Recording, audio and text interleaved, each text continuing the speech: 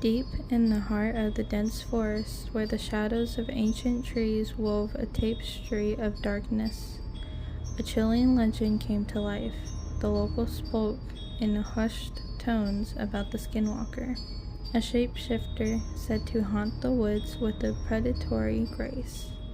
The stories warned of its ability to wear the disguise of any creature or person, driven by maleficent intent and ancient curses. One crisp autumn evening, as the last rays of sunlight fought to pierce the canopy, a young woman named Eliza ventured into the forest. She was a wildlife photographer, eager to capture the raw beauty of nature before the onset of winter. Unaware of the local lore, she pressed deeper into the woods, drawn by a fleeting glimpse of a rare bird. As darkness fell, the woods transformed.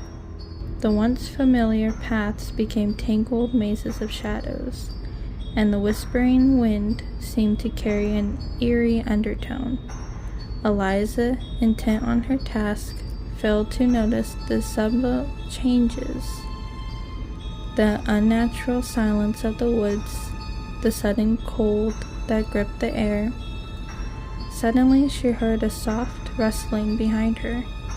Turning around, she saw nothing but the thickening gloom.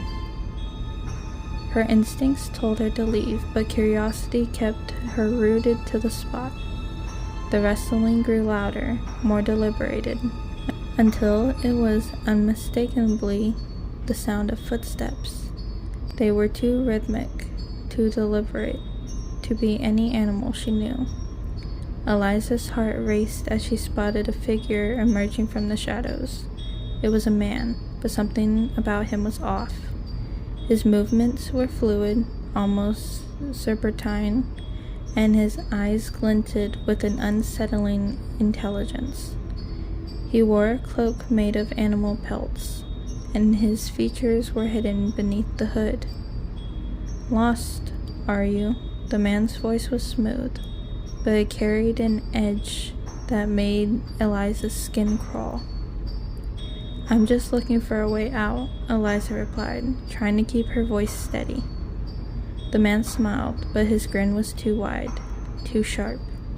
"The forest is vast, and not all paths lead where you wish."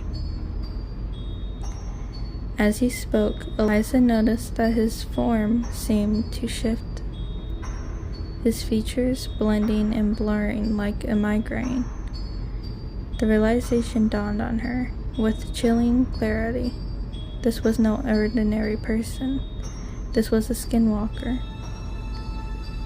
a being that thrived on fear and preyed upon the unwary. Desperate, Eliza turned and fled, her camera forgotten. The forest seemed to close in around her, branches clawing at her as if eager to ensnare her. The footsteps behind her grew louder, but never quite caught up.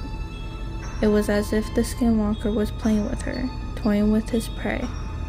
She stumbled into a clearing, the moonlight casting on an otherworldly glow over the scene. In the center of an old, gnarled tree was markings etched into its bark.